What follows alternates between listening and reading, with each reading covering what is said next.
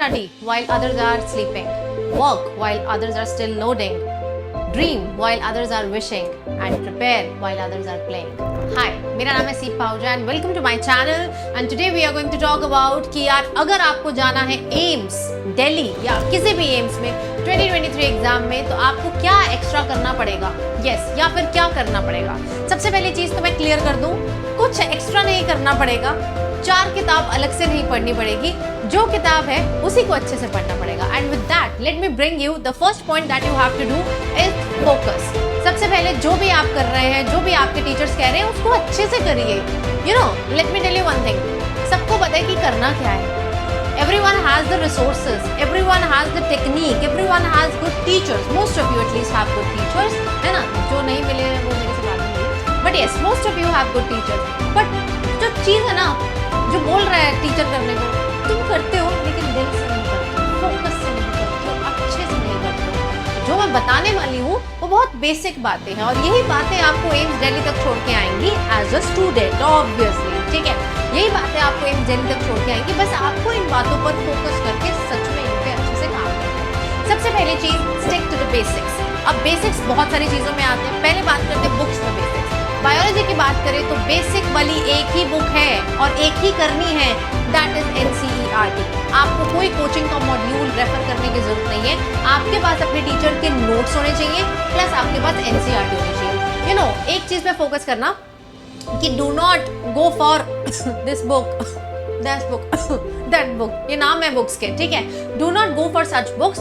आपको एक ही बुक लेनी है और उस एक बुक को 50 बारी पढ़ना है। मतलब पेपर के टाइम पे ऐसा हो जाना चाहिए कि तुम्हें ऐसा लगे यार ये क्वेश्चन इस पेज के इस पैराग्राफ के इस लाइन में से आया। इतनी बारी तुम्हें अपनी NCERT पढ़नी है। अब इसकी कोई काउंटिंग नहीं है बेटा कि 10 बारी पढ़ लूं, 50 बारी पढ़ लूं, 20 बारी पढ़ लूं। जितना कर सकते हो उतना करो।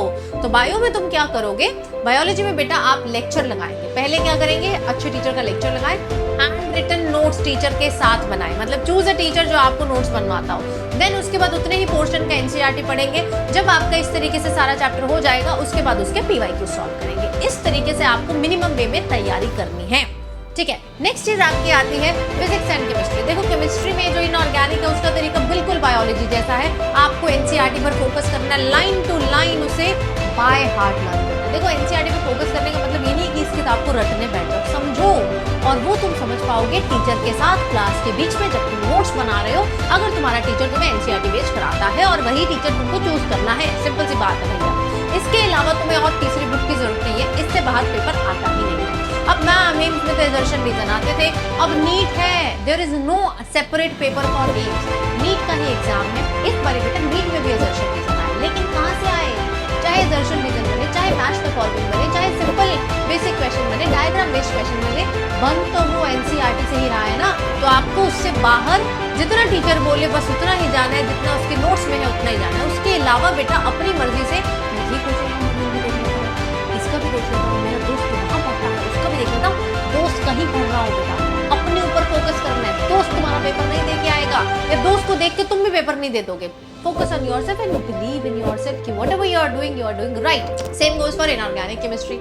अब यार जो बाकी बची केमिस्ट्री है और फिजिक्स है, यानी कि फिजिकल केमिस्ट्री और फिजिक्स के लिए आप कंप्लीटली NCERT पे नहीं रह सकते। जितना मैंने सुना है, जितना मैं समझती हूँ इस पेपर को, कंप्लीटली NCERT बेस्ड नहीं रह सकते। आप क्या कर सकते हैं बेटा इस केस में, in this case you can go for more and more practice. आप कॉन्सेप्ट की अंडरस्टैंडिंग पे फोकस करेंगे, अच्छे से समझेंगे और उसके एप्लीकेशन पे ज्यादा काम करेंगे। और एप्लीकेशन तभी समझ आएगी जब आप बहुत सारे इसके क्वेश्चन सॉल्व करेंगे। तो इस तरीके से आपको अपना पढ़ना है। अब पढ़ने के बाद आपको बेटा उस माहौल में भी बैठना आना चाहिए। जैसे ही आपका सिलेबस खत्म होता है, जैसे ही आपके कुछ चैप्टर्स खत्म हो जाते हैं, you have to revise those chapters from the mind maps and you have to take multiple mock test. अब मॉक टेस्ट का बेटा मैं आपको बहुत बढ़िया तरीका बताती हूँ। देखो एक बुक है, दैट इज ओसवाल बुक। इस बुक को मैंने देखा है ना, I really loved it. Why?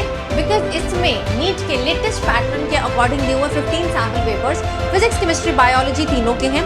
Fully solve आपको 2022 का पेपर मिलता है। इसमें ट्रेंड एनालिसिस भी दिया हुआ है, यानी कि किस चैप्टर में से कितने क्वेश्चन आए। 2010 से 2022 तक का ट्रेंड एनालिसिस है, यूनिट वाइज एनालिसिस है एंड साथ में आपको 15 जो पेपर मिल रहे हैं बिल्कुल नीट के पैटर्न के। तो इस तरीके की आपके पास एक बुक होनी चाहिए। मैंने लिंक इसका डिस्क्रिप्शन में डलवा दी, you can check out this book and it's an amazing book. तो आप अपने मॉक टेस्ट के लिए इस बुक को रेफर कर सकते हैं। नेक्स्ट चीज आपकी आती है यार हमने पढ़ना सीख लिया, हमने प्रैक्टिस सीख ली, हमें ये पता चल गया सवाल कहाँ से देने, बट हम चाहते हैं कि जितना समय मैं पढ़ रही हूँ, जितने घंटे मैं पढ़ रही हूँ, मेरी एफिशिएंसी बिल्कुल परफेक्ट है। देखो, कहने की बात है कि मैं 8 घंटे पढ़ता हूँ, मैं 10 घंटे पढ़ता हूँ, मैं 16 घंटे पढ़ता हूँ, but are you really studying for 16 hours? या फिर आप बस किताब खोल के बैठे हैं और किताब के सामने डे ड्रीमिंग चल रही है, कुछ और ही सोच रहे हैं, मेरा कॉलेज कैसा होगा, मेरे कॉलेज की कैंटीन कैसे होगी, मेरे दोस्त कैसे होंगे, मेरी लाइफ कैसी होगी, ये सब नहीं सोचना है। मतलब we want to increase your concentration in that limited hours. देखो, है तो तुम्हारे पास 24 घंटे ही ना, 24 घंटे में से आपको डेडिकेशन से, ये बड़ा अच्छा पॉइंट है, तो पसंद आएगा, 24 घंटे में से डेडिकेशन से 7 से 8 घंटे तुम्हें सोना है, अनइंटरप्टेड स्लीप होनी चाहिए, बिकॉज मेमोरी का ब्रेन में वही सेंटर है जो स्लीप सेंटर है। तो अगर तुम अपनी नींद नहीं पूरी करोगे तो तुम्हारी मेमोरी बिल्कुल बेकार, स्ट्रांग नहीं रहेगी। So if you want your memory to be strong, then you have to sleep. और ये बेस्ट पॉइंट है, मुझे लगता है पूरी वीडियो में से तुम यही पॉइंट उठा के लेके जाओगे। चलो एनीवे, ये अच्छे से करना। अगर तुम ये अच्छे से करोगे तो if you will give 8 hours to sleep, not more than 8, 7 to 8 hours to sleep, and then you have to give around 6 to 7 hours of live teaching। आप किसी भी प्लेटफॉर्म से पढ़ते हैं, ऑनलाइन पढ़ते हैं, ऑफलाइन पढ़ते हैं, वहाँ, and then you have to revise, revise, revise, revise। ये वर्ड अपने सामने लिख लो, क्योंकि इस वर्ड के बिना एम्स क्या बेटा कहीं भी एडमिशन नहीं। नीट के बारे में बताऊं, नीट का paper is not about bit.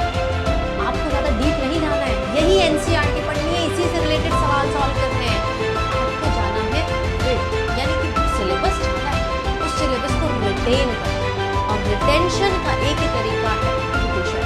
Revision क्या होते हैं, किसको रिविजन बोलते हैं? रिविजन होते हैं रेपिटेशन। जो आज पढ़ा है उसको आज रिवाइज करें, हफ्ते का पढ़ा हुआ एवरी संडे रिवाइज करें, देन एवरी 15 डेज आपकी रिविजन होनी चाहिए, एवरी आपकी मंथली रिविजन होनी चाहिए। यानी कि जो पढ़ा है उसे भूल नहीं जाना है।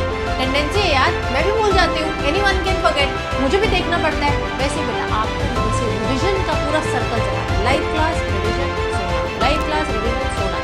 तो बोलो हम खाएंगे पिएंगे नहीं, चलो मैं तुम्हारे घंटे डिवाइड कर देती हूँ। 24 घंटे हैं तुम्हारे पास, 24 में से तुम 8 घंटे सो दिए, 6 घंटे की या 7 घंटे की तुमने लाइव क्लास लगा ली है।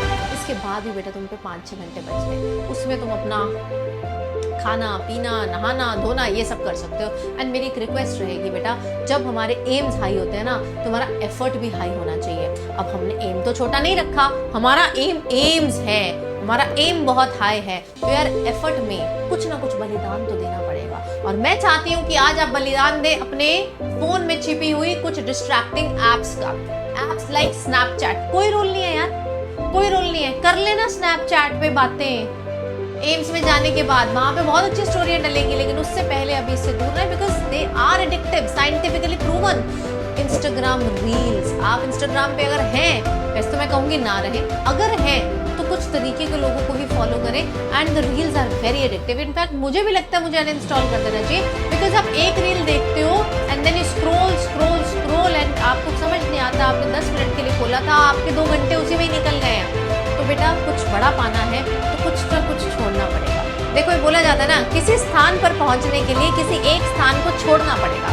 अगर आप वही काम जो पिछले साल कर रहे थे, if you are a dropper, या जो अभी कर रहे हैं, अगर आप यही करते रहेंगे तो आप उम्मीद मत करिए कि अगले साल आप किसी अच्छी जगह पर होंगे। तो आपको कुछ चीजें छोड़नी पड़ेंगी, तभी आपको नई चीजें मिलेंगी। तो कुछ सैक्रिफाइसेस करिए। सैक्रिफाइस करने से होगा क्या, आपको कॉलेज में कभी कॉम्प्रोमाइज नहीं करना, ठीक है।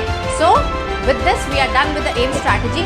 अब यार मैंने कुछ नया नहीं बताया, क्योंकि कुछ नया है, एवरीथिंग लाइज हियर। आपने मन में सोचना है, आपको इतनी मेहनत करनी है कि पेपर से बाहर आकर तुम ये लाइन ना बोल पाओ कि यार काश मैंने तब पढ़ लिया हो। पेपर के बाहर आके सब बच्चा अगर ये लाइन बोल दे कि यार मैं जितना कर सकता था ये मेरा बेस्ट है, बाकी देखा जाएगा, this is the best feeling. तो जितना आपके बस में है, जितने आपके पास रिसोर्सेज हैं, उतनों को मैक्सिमम यूज कीजिए। आप जो चाहे जिंदगी में वो अचीव कर सकते हैं। वीडियो अच्छा लगा तो यार लाइक करके जाया करो, और तुम देख तो जाते हो लेकिन सब्सक्राइब नहीं करते हो, तो fastly subscribe it and let us reach new Heights. Let me know in the comment section कि यार आपकी क्या स्ट्रैटेजी है, आपको क्या लगता है क्या गलती